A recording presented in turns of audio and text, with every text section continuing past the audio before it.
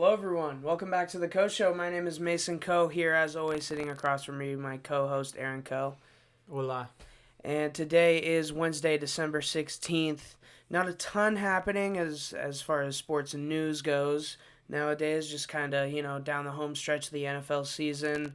We'll talk a little bit about what's going on in the NFL and honestly a lot about what's going on in the NCAA because it feels like that's really where all the stories are happening right now. There's a lot going on there, yeah. Yeah, but before we get into that, make sure you follow us on Twitter at Mason Charles Co, at Aaron Co 29, friend him on Facebook, Aaron Co on Facebook, and then also obviously like, subscribe, leave a comment, and share us around. I mean, that's really what helps us out the most. Is if you tell a friend if you think a friend might enjoy what we have to say, go ahead and let them know, and Do it. Yeah, for sure.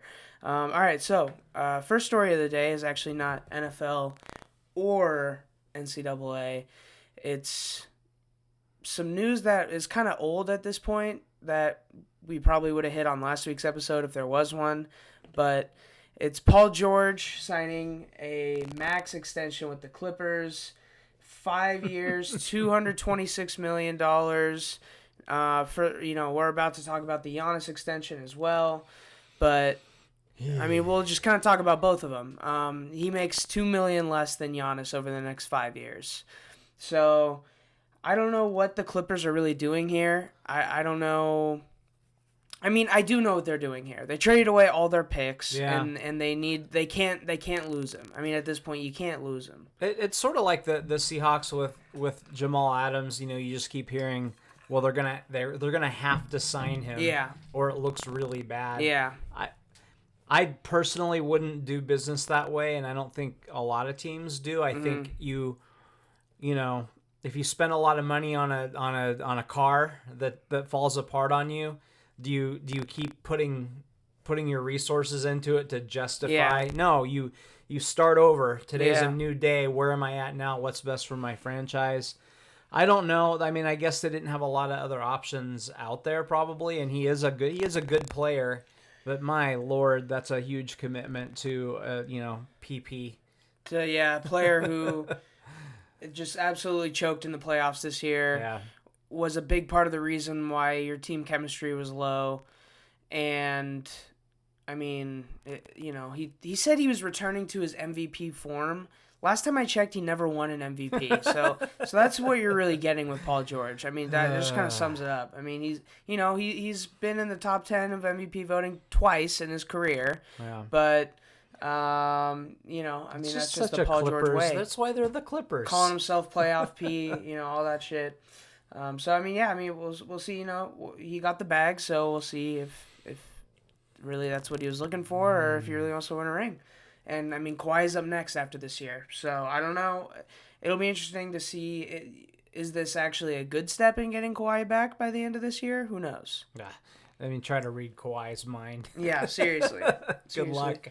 Yeah. And then the other extension, Giannis, I mean, good job for the Bucks. Yeah. Good big win for small market teams in general. For sure. I want them to win a championship, especially because sadly, we don't have a team. So that's a team that I would like to see win. Just so Giannis doesn't have that sticker of never won a championship. That's not what people instantly go to because I like him. But also just really for small market teams, when we get a team, we're not a small market, but if a team like Milwaukee wins a championship, I would think someone would be more likely to come to Seattle just because the whole thing about just going to LA, that. Yeah, I didn't hear his announcement. Was he like, yeah, I'm gonna take my talents to the beer factory? Like, I don't know how that went down. He said it was home. He said it's where he wants his family. So he said that in the past, but he's also done other things that. And his barber a couple days ago posted a picture and was like, do what's best for your family. I love you, bro. So it was, and then he deleted it or edited the caption. So it made it seem like he was leaving or not signing the extension and planning to leave. Wow. So I don't know, but yeah, I think I love it. I'm gonna really root for him now. Yeah. I hope he finds his jump shot somewhere. Yeah. But like you said, I love it. I get a little disgusted by all the guys moving around. That really didn't used to happen as much, and I get why they do it, but it sucks for the fans of those small market teams. I don't like, what team is this guy on this year? I've never, I always root for the guys that stay in one city, and I hope they find him some more help and that they win a title. And I hope they win it this year. Yeah, I don't, but yeah, because I gotta work my LeBron narrative in there, so fuck everything else. Great. Yeah, you know what it is. You root for your takes. Just so I can win a stupid argument. Screw everybody else. Lifelong argument. Screw you, Milwaukee. Sorry. I have to be right about LeBron. Yeah. You root for your takes, man. That's what this whole business is, I'm trying to make it big, so... well, you are big. We have like 9 million listeners. 9 million. So, I mean, I hope the Bucks win, especially because they have actually made moves to try to keep Giannis there and try to win a championship. Getting Drew Holiday, trying to get Bogdanovich. Obviously, that didn't work out, but that's still... And, with those moves... I feel like they didn't necessarily overall win those moves, but they won in a win now scenario. Right. Yeah. So they're very serious. They're making it clear that they're very serious about that. So I good on the Bucks overall. And I guess we'll move on. Greg Williams got fired. I mean, that's just Yeah, it was and this is kind of old news. He got fired right after the Raiders game, before the Seahawks game. I was a little bit worried about that for the Seahawks, just because when you have a new coordinator, it makes you a little bit less predictable. Yeah, true. And Greg Williams, he's had some success here and there, but he's pretty predictable. He wants to blitz everybody all the time, which is what got him fired. So he gave up. I'm sure most of you saw it, but the Jets gave up a huge play. They had an undrafted rookie corner against, the fastest receiver at the combine last year. And by the way, they had the ball with a minute left, up 3. Right. Or up 1. Up 1, because the Raiders... No, up 3. They were up 3. Yeah. So, and he sends an all-out blitz. Normally in that situation, you just want to not allow the big, big completion. Let him give him 20 yards. It's 5 seconds. Yeah. Just, you have everybody back. This is when you see, teams send their 6'4" receiver out on defense to knock a ball down and stuff like that. That worked well when he was younger. Yeah. Not as well. Yeah. Not as well against a quick player in space. But anyway. Yeah, so I just, good riddance. And he's the bounty guy, right? I mean, fuck him. I can't. And he has a huge inflated ego. I didn't realize this, but I read a story that last year he was saying that he had so many head coaching offers that people were telling him to just sign the paper. You don't even need an interview. We just want you. Oh, wow. That's what he was saying. So he's a prick. Whatever, bro. Yeah. There was I forget who it was. It's one of the ESPN guys, and he's like, I like Greg Williams, and he's really hard to like. Yeah. I thought that was an interesting way to put it. Yeah, he's funny. Yeah, he's an issue. So whatever. Yeah. Anyway, I didn't way too much talk about that guy. Yeah. Don't need to talk about this guy for much either, because he hasn't done much this year. Jadeveon Clowney out for the season. Yeah. So I had as good a season as he did. Yeah, you had as many sacks. It's crazy. So here's a question: How much money would you give him for next year, 1-year contract? He's a prove it guy now. Yeah, that's what I'm saying. Yeah, so I mean, would you do $5 million at the most? Okay, and that's if I've already kind of gone after everybody I wanted to get, and he's still out there, and I have $5 million under the cap, then I do it. I wouldn't do it right away though. He would be a last minute. Kind of like what we had this year. We had like just a little bit of cap room at the end. I mean, So at this point, I mean, he's had 3.5 sacks in 2 years. Yeah.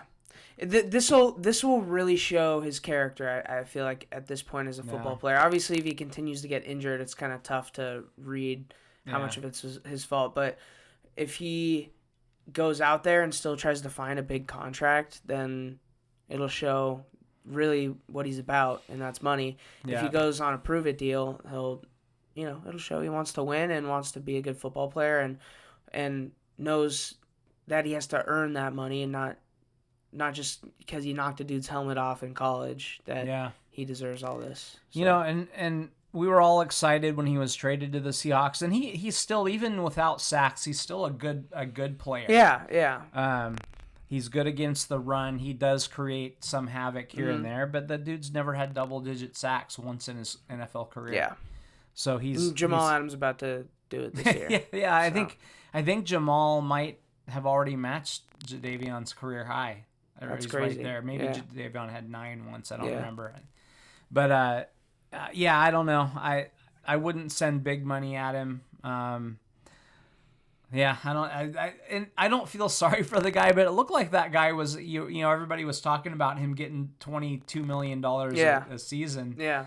So he's gone from that to I might give him $5 million if there's nothing else out there. Yeah. Like it's crazy how far he's fallen in a year. For sure, yeah. So the Cleveland Indians are not going to be called the Cleveland Indians anymore. Are they going to be the Cleveland baseball team or something? Yeah. Like the Washington.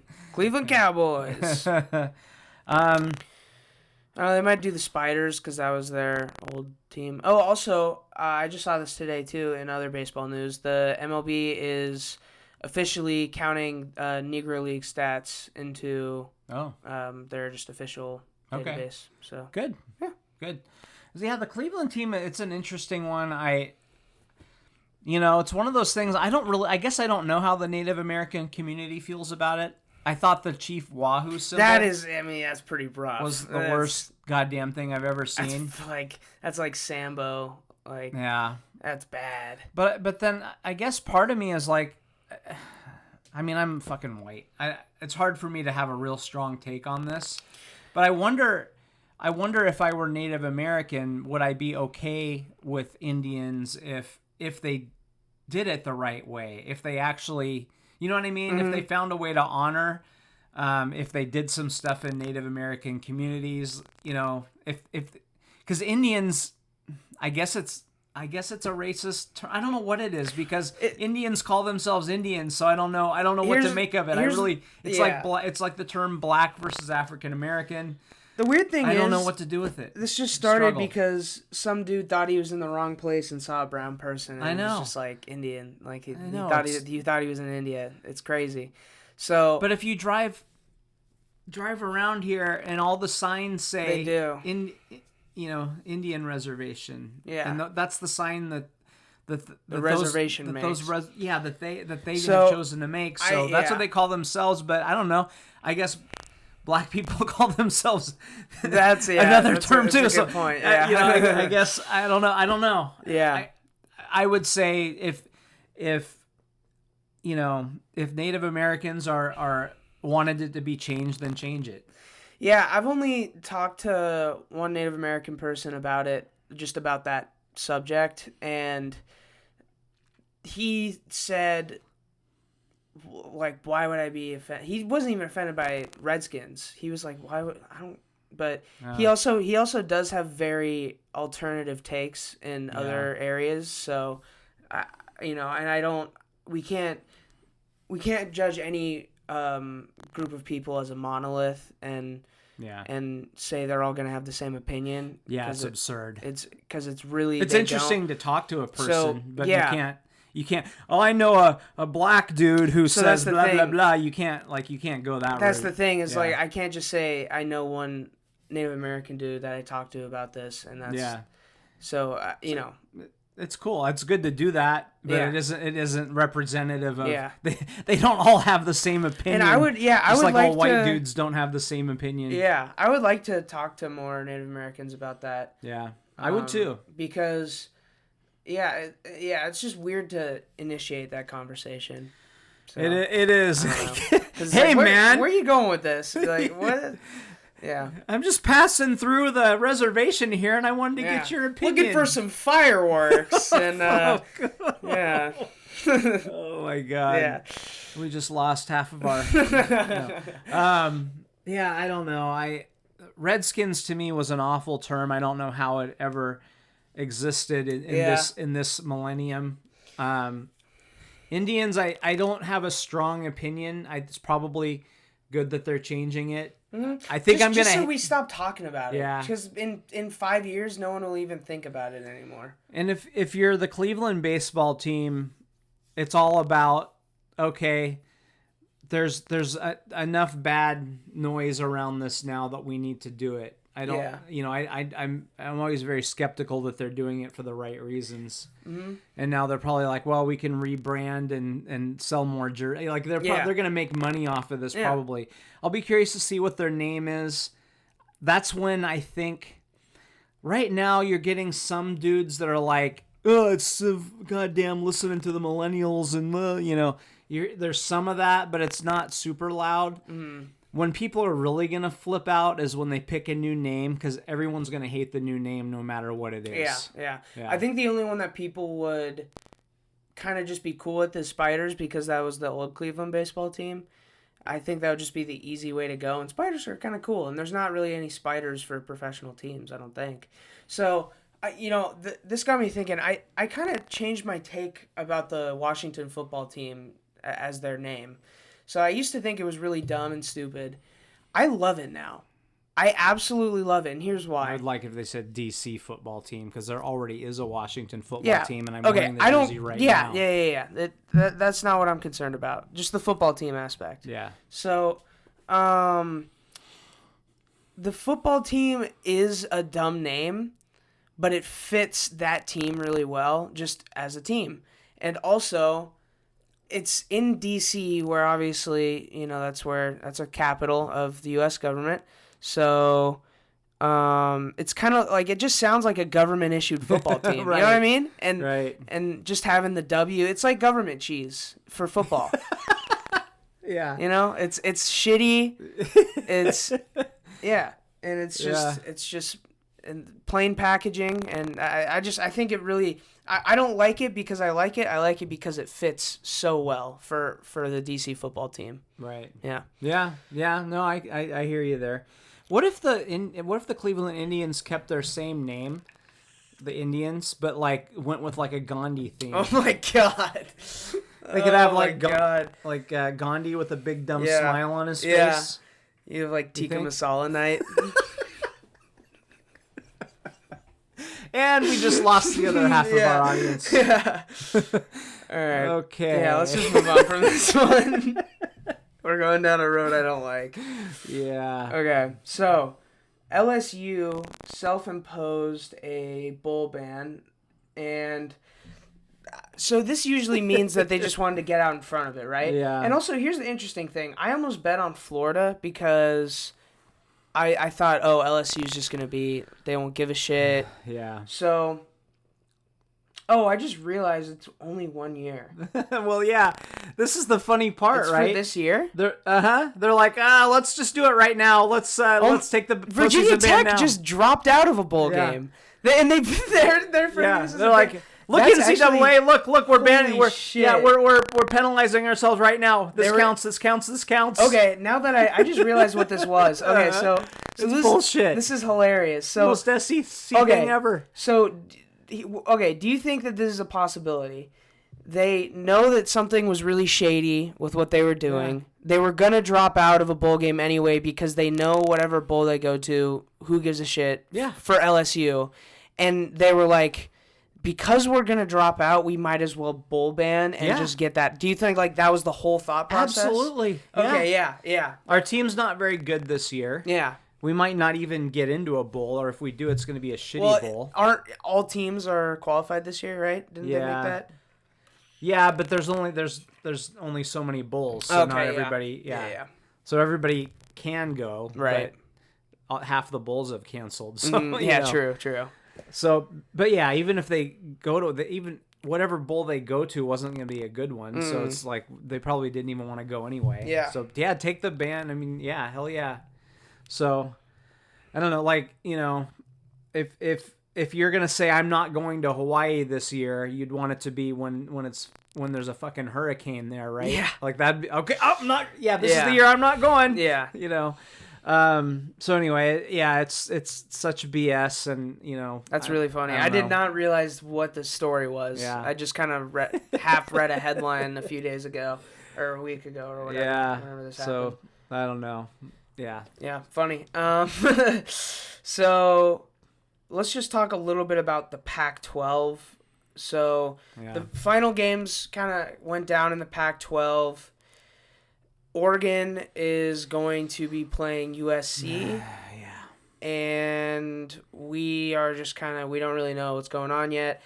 I think we already talked. Yeah, we talked on Monday about the potential of maybe an Apple Cup, and also the fact that you brought up the fact that they should kind of let this roll into the future where they can just kind of schedule a game, because like you said, Texas A&M, if they could have an extra game and prove themselves, that'd be great for them. And, you know, I think obviously the outcome of the season in terms of the Pac-12 has been a complete failure, but I think there's some things that we can take from this and you know, positives moving into next year, firing Larry Scott, moving the offices out of the high rises in San Francisco,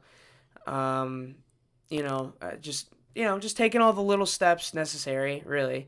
And I think, that's really it. I think the Pac-12 handled this absolutely horribly, and I think it sets them up in the future with low expectations. At this point, it's until Larry Scott's out, I have no expectation for the Pac-12, and it just puts them in a spot where if you fire Larry Scott, you're starting. It's like Tyrone Willingham, you know. Sark was one of. I would argue Sark was one of the most impactful coaches in UW history to the program. Yeah, and he went 7-5. Yeah, I mean he took an 0-12 team and went 5-7 the next year. They were in the game with LSU in Seattle. There's no Chris Peterson, no Jimmy Lake without Sark. Hell no, because that team could have been a joke. I thought, honestly, that was it. Yeah. Like I had a great time in college. I got to be at a national championship. Sometimes programs just, that's it. They just go down and never come back. So Sark got us back to mediocrity. And that was hard. And that was really hard. And that's what can happen with the Pac-12 right now if they start over. Yeah.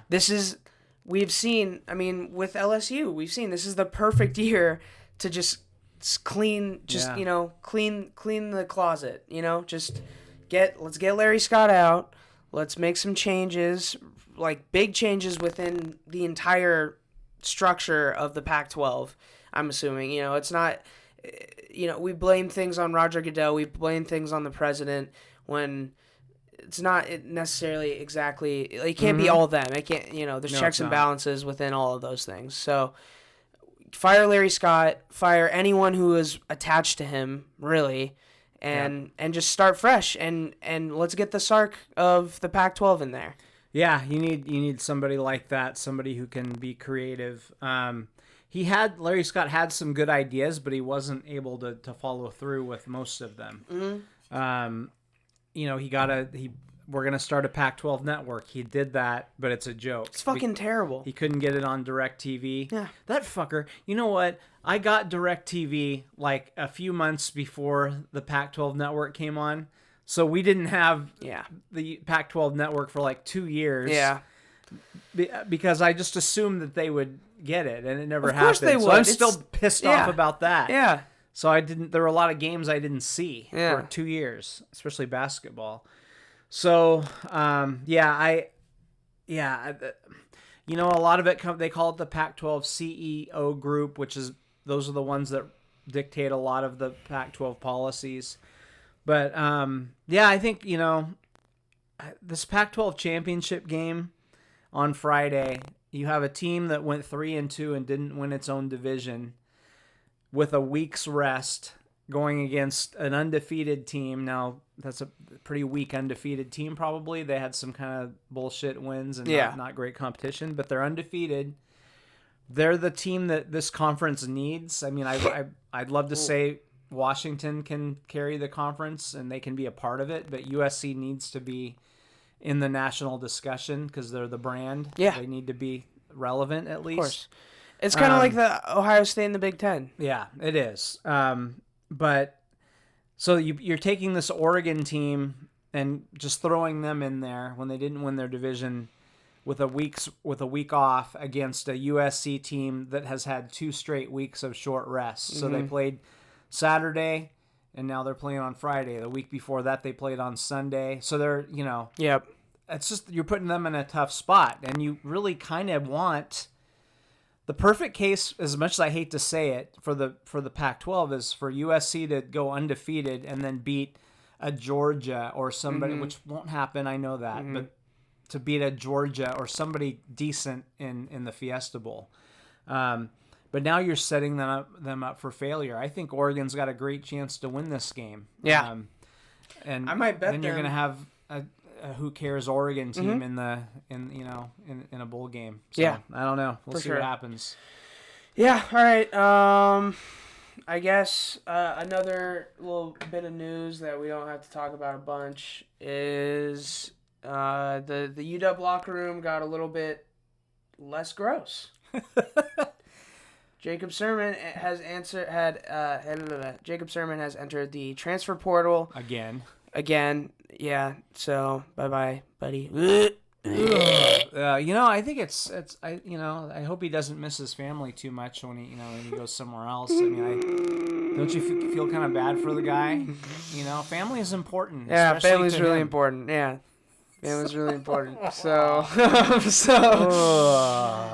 bye-bye. See you later. We don't have to talk about this. The dude wasn't ever going to play at Washington. No. Unless 3 other guys got hurt. You've got Dylan Morris, the starter. I don't know if Kevin Thompson will be back. And then you've got Garbers, who's I think is going to be better than Sermon anyway. And then you've got Sam Heward coming in. Yeah. Who might even start as a true freshman. Who knows? So the dude has had 0 chance to see a meaningful snap. And we'll see where he ends up. He was a 4-star recruit. Yeah, he had offers from pretty much everywhere. We weren't real impressed with him. I know you saw him live. I didn't understand all the hype either. His stats weren't even that great, and also really every blogger that I've seen write about him has said he's not good, and also not. But he had a lot of offers. I don't know, but we'll see where he ends up. My guess is it's going to be he'll probably end up at a division not a Division II, but whatever the like division, a Western Kentucky or something like that. He'll end up somewhere like that. That's desperate. Yeah. So. All right. Well, see you later. Bye-bye. Toodaloo. So let's talk about signing day. Okay. So you got. I don't know anything. I don't pay attention at all to high school recruits or signing day. I don't pay a ton of attention. There are some psychos out there that live and die with every signing. Yeah. To me, you can't get too worked up about any one recruit. In general, you want to be ranked higher. That's not right. Worse. Yeah. That's not bad. Yeah. If you look at the top schools, they're usually in the top 10 in recruits, and that often translates. The Huskies are generally, if you get into the top 20, that's kind of where they're going to live. They're, at least for now, and then it's about developing those players. Yeah. Don James didn't have top 10 classes. He was usually number 22 and number 3 in the Pac-10. So this year is an interesting one. They're not going to, I think they're going to be around number 30, which is a little bit disappointing. I think They get Sam Heward, who is the #1 pro-style quarterback in the nation. Mm-hmm. So that's a huge get. Nice. He'll push Dylan Morris next year. Yeah. For sure. He's a southpaw, a really good arm, can make all the throws. Not a huge guy. He's about 6'1", 6'2". Mm-hmm. Athletic, but not not Lamar Jackson by any means. A legacy. His dad and his uncle both were starters at UW. Both played in the NFL as well. So you had 3 5-star guys in the state, and one of them, a little surprising, a little disappointing. Emeka Egbuka out of Steilacoom did sign with Ohio State. Ah, shit. And I thought he was more likely to come here than the other guy that they're probably going to lose, which is JT Tuimalau out of Eastside Catholic. Okay. I don't, as of when we started the show, he hadn't signed yet. But my understanding was he was even less likely than Egbuka, and he may end up at Ohio State as well. Okay. It's tough, a couple things about this year. So, by the way, they did get some really good players. If you're going to have an off year, this is probably the year to do it. You're going to have more, I believe, you will have more transfers out of this class than any in history, because I think the NCAA is going to allow transfers. Okay. Without having to sit out a year. Wow. All right. As long as you're in good academic standing. Right. And you can only do it once, etc. Yeah. So I think you're going to see an unprecedented number of those, because hell, a lot of these guys have never met the coach they signed on with. Yeah. Never been to the campus that they're going to go to school at next year. There's going to be a ton of transfers. I think it's going to be crazy, even before the next season starts, and certainly after the first year that they're there. They had a couple of really good ones. So Owen Prentice is an offensive lineman, the number one lineman in the Northwest, and then they got a guy. God, there was I did a lot of the Little League drafts. Yeah. And once in a while, somebody would draft a guy, and you'd look at all the coaches going, who the fuck is that guy? And they're like flipping through their notes. That's funny. And scrolling through the spreadsheet. And there was one time where a guy, there were 2 guys. I shouldn't say the first name. Yeah. It's a Hispanic sounding name that starts with a D. Okay. Yeah. There were 2 guys with the same name. Same first name. So one of them gets drafted, was a good player. Mm-hmm. The other one was drafted by the Dodgers. I probably shouldn't say that either, but who cares? And the kid didn't have a hit the entire year. And I've always believed that the coach got kind of mixed up, and he thought he was getting this really good player, and the kid shows up and he's like, who the fuck is this kid? I've always believed that. Oh my god. But anyway, that's great. So there was a guy like that the Huskies suddenly committed to the Huskies, and people were like, his name is Siosi Finau out of Renton. Mm-hmm. People were like, who is this guy? Yeah, I heard recruiting analysts on the radio going, I didn't even have any notes on this kid.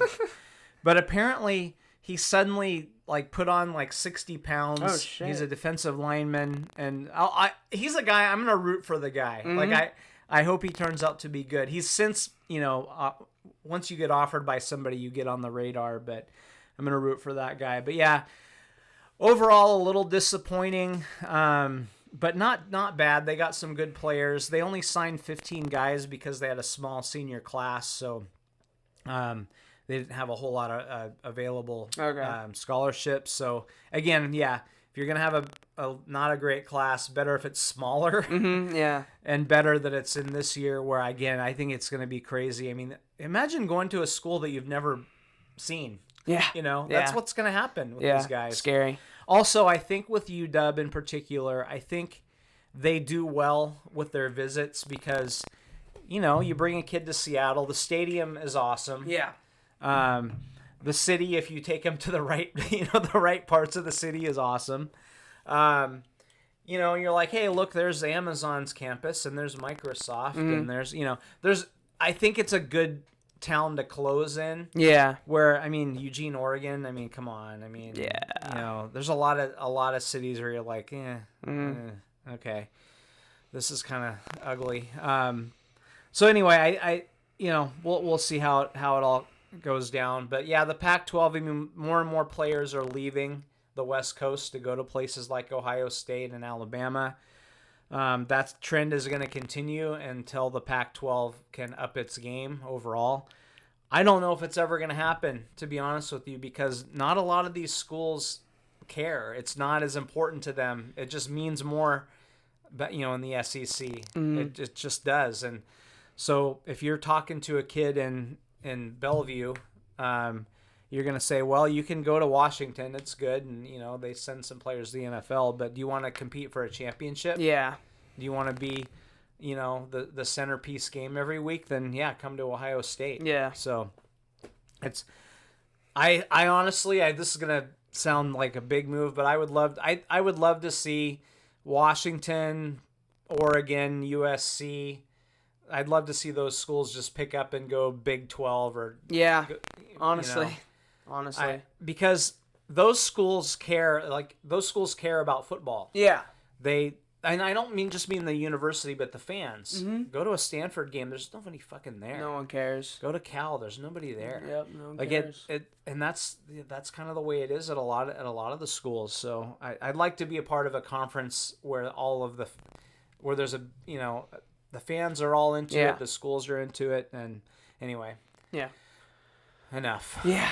All right. So Auburn fires their coach Gus Malzahn. Yeah, Malzahn.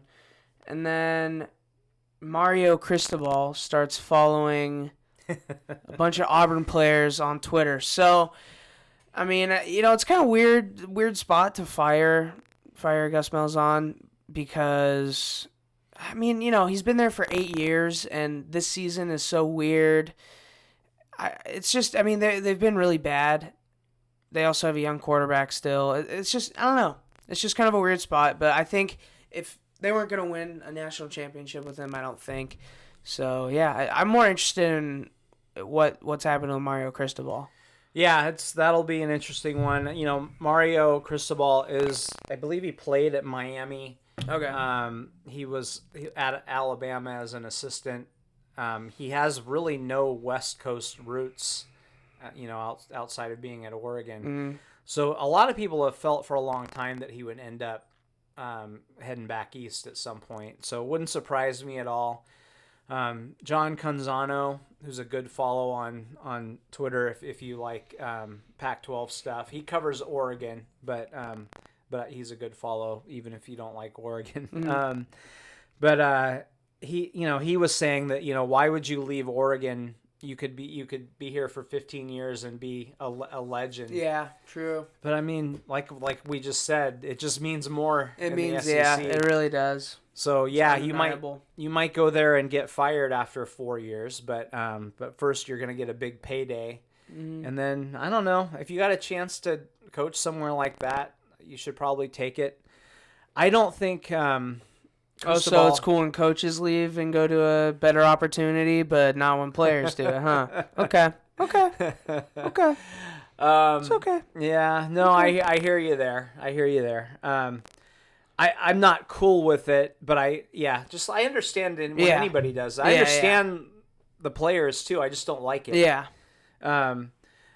Cristobal is an interesting dude. I don't think he's a very good football coach, but he's a hell of a recruiter. He's a dirty recruiter. He will spread shit. You don't hear any confirmed reports, but there are all these rumors about him shoveling shit on other programs, like just being really dirty about it. They recruit their asses off, and it shows, they're getting recruits. Yeah. And they're doing enough to win with those, but his in-game decisions are very questionable. And hell, again, they went 3-2 this year. So we'll see. I don't know if I want him to stay or go because I don't know. They might hire a better coach. So I don't know what to make of it. It's a weird situation. Yeah. But anything that's bad for Oregon is good for me. For sure, yeah. So you posed a couple questions here that I would say relate to college football for sure. BYU do in the Pac-12 is first? We already kind of talked about this. 5-7. Yeah, 7-5 tops. Yeah, I think if they played 9 conference games in a normal year, I think they probably go 4-5. They compete, but they're and they end up going 7-5 overall. Yeah, a couple non-conference games. Because they'll play Coastal Carolina. Oh wait, they lost to them. right. And we talked some about this already, but Utah really struggled when they made that move. So they might be able to build it up over time, but they would really struggle the first few years, and maybe beyond that, who knows. Mm-hmm. And then the other question is, when teams can't play because of COVID, should it be considered a forfeit? Okay there, Dabo. I think on this podcast, we've kind of made it clear that we're not trying to blame people for getting COVID, and I think I'm just going to be consistent with that take. It's a crazy virus that, we're still not even 100% sure about all the stuff, vaccine. I know. First few people are getting vaccines, I'm hearing, so that's good, but I'm not going to blame someone for getting the virus unless I know how they got it. If I know they were at a party, then but it's like, I don't know. And you would see photos of that. Yeah. Like if there were UW players at a big party, that would fucking be all over Twitter. Mm-hmm. Here's the whole offensive line. They were. I was going to say something really bad, but I won't. Nope. They were partying with the Sermon family. Sorry. Jesus Christ. Get sued. Anyway, what the fuck was I even talking about? Blaming people for COVID. Yeah, so I'm very reluctant to do that. It is interesting that the Pac-12, we thought, had this great testing method, and they've canceled games at a higher rate than any of the other Power 5 conferences, despite the superior method. A lot of that is how you do contact tracing. So I've heard that varies a lot, even within other conferences, even within the individual schools. There are some places where, okay, Billy Bob lineman, you got COVID, you play left tackle. You weren't near the left guard at all this week. Were you, son? Yeah. No, coach. No, I wasn't anywhere near him at practice when we, did the walkthroughs. Yeah, not at all. No, I wasn't anywhere near him. Okay, son, great. Well, you go hole up over there for 48 hours and then, anyway, where a lot of the West Coast schools, it's very strict, and you really have medical people overlooking all that, and the coaches aren't really making any of these decisions about who gets to play and not play, and they're not fudging stuff. And I don't know, so I'm not, I don't think there should be forfeits either. But a lot of people do feel that way. They feel like, fuck you should have been more careful. So I kind of get. I get it. Yeah, it's okay. I don't hate that. Deep down, like, that's my visceral reaction is like, you fuckers. But then it's okay. No, you can't. So I understand why you're going with that gut reaction. But it's okay to disagree. So minor league baseball clusterfuck. I don't know what this is referring to. This is in the notes. I don't know. No need to spend a ton of time on this, but they first of all they've cut some teams. Right, yeah. And then the MLB came out and said, here are all the cities that are going to get to have teams. And the Tacoma Rainiers put out this statement, and I should follow up on this and see where they're at with it. I haven't heard any more yet, but the Tacoma Rainiers said, thanks. We're going to have to actually get to look at the offer before we commit to this, because we don't even know what you're talking about. Interesting. So basically MLB supposedly was talking directly with cities, and it wasn't like the Mariners weren't negotiating with the Rainiers. It was MLB with the mayor or whatever. Okay. About stadium shit. Whatever. That's what it would be, wouldn't it? That's the only... And the MLB suddenly said, "Okay, Tacoma, you congrats, you get to keep your team." But they didn't give him a heads up. Right. It was just like, here's your deal. Okay. The Mariners are like, yeah, we're running a business here. We'd like to look at the deal if you don't mind. Yeah. Everett goes from short season to full season single A. So instead of starting in late June, they're going to start in April, I think. Okay. They have like 130 games instead of 70 or whatever, those rough numbers. But yeah, it's just another example of MLB just not getting it and not knowing what the hell they're doing. That's not new, unfortunately. So, I get them cutting some teams because when I used to go to cover Aqua Sox games, you could look out there and say, okay, although that Felix Hernandez kid, I think he's gonna make it. Yeah. And then there are a couple other. There's usually a couple of guys, but you look at 30 of the or 40 of the 42 guys, and you're like, nah. Yeah. Have fun this season, son, because that's probably going to be about it. So anyway, I understand them cutting those numbers, those teams a bit. It's probably a little bit too much, but yeah, again, they're just I'm really concerned about everything that they do and how they're trashing the sport. So Pac-12-ish. Yeah, for sure. All right, last little piece of information. Unfortunately, the Sounders lost. Sucks, Yeah, Again, I tell you. Didn't know the game happened, unfortunately, until I read this note. So I watched a good chunk of the semifinal game, and that was probably, honestly, for a game that I want the Sounders to win. I like it when they win, but I'm not emotionally invested in it like a lot of people are. Yeah. So but it was one of the most thrilling finishes I've ever seen. Mm-hmm. They scored. They were down 2-0. They score with about 15 minutes left. Well, maybe 15 because you don't really know how much time is left. And then they scored in the last minute. However, you get mystery time in soccer.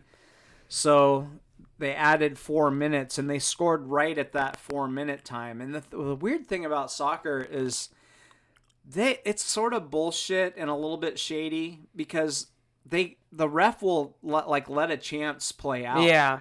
It's very what's the word? Subjective. Yeah. It's very subjective. You don't see when you blow the whistle. You don't see the whistle blow 2 seconds before a guy hits a shot. It's always after they've taken the shot. Mm-hmm. Very shady. I would be pretty upset if I lost in that fashion. I think that's just the rules though. I think it's like if a guy has a chance, you let it go. So, but what's a chance? I mean, we're not soccer people, so it's not really worth diving into probably. But yeah. Anyway, so that was about as exciting of a win as you can get. Mm-hmm. And then they went to Columbus, and I was shocked at how it looked like maybe they were drained. Mm-hmm. They didn't look like they played with a lot of emotion. From what I understand, there's some controversy around, who Schmetzer started. There were some, he kind of kept with a lineup that, but left a couple of offensive players out and stuff like that. But just they were. I watched the whole game, and they were the match. Sorry, and they looked like they were in a different class. The ball was a different class. Yeah. Wow, that's a soccer word. The ball was in the wrong end of the field, the pitch. Fuck. Yeah. The whole time. I'm trying, people. Yeah. And then they just got their asses kicked. Yeah. It was 3-0. It looked like it should have been worse than that. Damn. So anyway. Yeah. All right. Well. But hey, you know what? 4 championship games in 5 years. Yeah. I would love to see some of our other franchises have that type of success. Why is it the goddamn Storm and the Sounders that are marquee franchises? And I'm not gonna say I don't care. I'm not emotionally. I'm gonna say it. I care a little bit. I care about the people who care in Seattle. Yeah, I care about the people who care. I like care. it when they win. And if they lose, I'm like, oh, that's too bad. Yeah. But I don't. It doesn't ruin my day, and I don't. I won't think about this until next year when they're in it again. Yeah. Honestly. Yeah. So, all right. This really just leaves one thing. Oh, baby. And the file's gone. It's the Howard Schultz Clown of the Week. All right, I'll take the I'll take the wheel on this one. All right. So, Florida, as I mentioned, lost to LSU after their bowl ban announcement. But how they lost was pretty incredible. So, third down stop, game is tied. Florida player gets hyped and grabs a shoe and throws it about 20 yards down the field. This gave LSU the first down, leading directly to their field goal, which won the game. Wow. So, yeah. This lost them the game and completely knocked them out of the college football playoffs. And what was kind of funny was Dan Mullen calls Marco Wilson's shoe penalty unfortunate. It was very unfortunate. Unlucky. Yeah, so it was, let's see, yeah, it was a first down marker under 2 minutes remaining. So, yeah, 6 plays later, Cade York hit a 57-yard game-winning field goal. Well, shout out to him, by the way. That is not an easy, in the fog, yeah. So, that's my clown of the week, Marco Wilson. Boy, that's tough, and stupid, idiotic thing. Obviously, it was a moment of emotion for him. Yeah. It's not the worst thing I've ever seen. He didn't, hit a guy or do something like that. But by the way, his teammate smacks him in the head right when he throws it. I don't know if it shows it in this clip. He goes, like, what the fuck? Look at him. He goes, what the fuck are you doing? Yeah. Oh, man. So, I sort of, like, he is the clown of the week, and that's awful, but I feel a little bit for him because, emotion is a part of sports, and it sucks to see that decide a game. Yeah, oh, no doubt. Yeah, all right, who's yours? So, oh gosh, I probably shouldn't even do this because it's so old and tired. But I'm going with it. And hopefully, it's my last chance to do this. Mm-hmm. I got to go with Larry Scott. All right, again. Yeah. I mean, that's easy. I know, and I know I've done it before. But all the stuff that's gone down this week, and he hasn't said a peep. Mm-hmm. It's been press releases from the Pac-12 office. Mm-hmm. He hasn't been a presence, but we'll see him handing out the trophy on Friday. Yep. Getting some smiles. Yep. It's great. So they've got to do something. They've got to get rid of this guy. Yeah. He's ruining the conference. Yeah, he legitimately is. In it anymore, and I've been a proud Pac-8, Pac-10, Pac-12 guy. Yeah. But I pretty much just want out now. Yeah. So. I won't say any more than that. It's just one thing after another with this guy, and he needs to go. Yeah, for sure. All right. Well, then I guess what is that? What else does that mean? We need player and our lock, right? Yes. So, who is you go first? Who for either one? Just pick.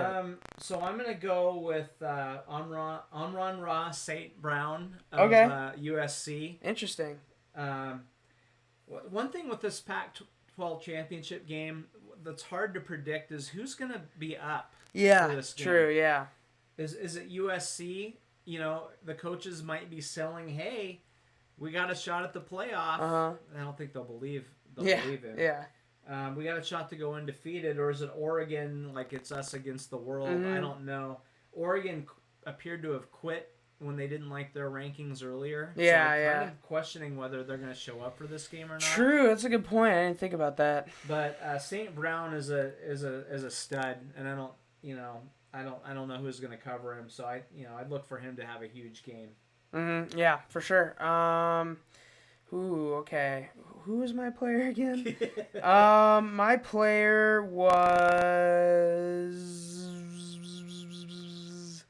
player I'm totally forgetting who my player was. It's gonna be, it's gonna be, Nick Chubb. Nick Chubb, okay. Yeah. I think, Mr. Chubb going against the Giants. I think Cleveland's in a really prime spot to put themselves into the playoffs and win the division. Honestly, now that the Steelers seem to be losing games, so give me Nick Chubb. Yeah. Okay. Give me Nick Chubb. All right, who's your lock of the week, or what's your lock of the week? I'm gonna go Eagles +6 over Arizona. Interesting. Okay. I think. Who's their new quarterback? I'm blanking. Eagles, on his name. Jalen Hurts. Jalen Hurts, yeah, thank you. I don't think that guy's ever gonna do a whole lot in the NFL, but he played okay last week. Ran the ball well. Just seemed to add some spark and some new life to this team. The Eagles, they have a pretty damn good defense. Yeah. A lot of people don't realize that. So I think 6 points is a lot. I think they might even win that game. But at the very least, I think they're going to keep it close over an Arizona team that was overrated early, and we're starting to kind of see that they're just not all that great. Yeah, all right. I haven't had a pick for a long time. I'm 10-3, but last week we didn't do it, and the week before that, fucking COVID wiped out my pick. Oh, so, that's right. Yeah, that's true. I feel like it's been forever since I've gotten honestly, it has. Yeah, actually make a pick. That's crazy. Yeah. So my pick is going to be the over in the Seahawks versus football team game. Ooh. Over 44.5. It's pretty low. It's a low number by today's standards. Pretty low. I was eyeing that one as well. That's going to be interesting, and some of it may come down to, Alex Smith. I don't think he practiced today. Okay. That doesn't always mean a lot. Right, yeah. But is his calf okay? And then they have some really good pieces on their defensive line. So can the Seahawks keep that in check? So that if you see Chad Wheeler out there, you're not hitting the over if you see Chad Wheeler. Yeah, that's a good point. That's a very good point. So it sounds like Shell is back. He's still banged up though, so hopefully he can make it through the game. All right, cool. Yeah. All right. So I guess with that, do you have any last things? Did Lamar Jackson shit his pants? Oh yeah. I think he might have. He might have Paul Pierced it. He really might have. He said he had a cramp, but I've had those cramps. Yeah. If you look at the way he was running to the tunnel, he had the waddle, oh boy, I'm trying to make it. I gotta make it. Yeah, it did not seem. Yeah. It did not seem crampy. Seemed. And then his backup, I don't. Did he blow his knee out? I don't know. I believe he's out for the season now. I guess, yeah. Trace McSorley. Trace McSorley. Who just, enough of a flashback to remind me of him tearing up the Huskies in the... Seriously. Yeah. Whatever. But, so then Lamar Jackson had to kind of hurry and get back out there again. So. Yeah.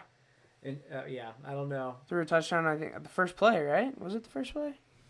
I think so, yeah. Yeah, all right. The bad beat. Yeah. About that. I almost took the Browns. I was really, really close to taking the Browns. One of the worst beats I've ever seen. I saw it live. So the Browns are getting the kickoff, and they need. What's the spread? Spread is 3. Yeah. It's a push right now. Ravens just kicked a field goal to take the lead. So the Browns, it's the last play of the game. They're doing the lateral bullshit. Safety. Ravens cover. One of the worst covers, one of the worst beats I've ever seen. I feel terrible for anyone that had to endure that, but also it's hilarious, especially because I almost did. So, yeah. Wow. Yeah, crazy. I can't remember the games this year, or the game that I pretended to bet on. Yeah. The game that I bet on. It wasn't a big game, and I keep blanking on the teams, but it was a situation similar to that. And I'm like, oh shit, they're gonna get the ball back, and I just I don't want them throwing the ball around because they could get a safety, and I'm gonna lose. So to see that actually happen, crazy. But apparently there were many millions of dollars that went a different direction. Oh, of course. Because I mean, it's a primetime game. Primetime game and a premier game too. Yeah. Between two rivals. So yeah. I'm not surprised that it was a lot of money that got moved on that. So that was kind of pretty great. That was pretty nuts. Yeah. Yeah. Any last things? No, I don't think so. All right. Well, we'll get Hawks. out of here. Yeah. Then go Hawks, go Dogs. Bring him back. Fuck Howard Schultz. Fuck Howard Schultz. Yeah. So if you want to see us tweet some mildly funny things every once in a while, follow us on Twitter at Mason Charles Co at AaronCo29. And subscribe, leave a comment, share us around. This, yeah, like we say it every week, this is just fun for us. So, yeah. Yes. All right. Peace out. See ya.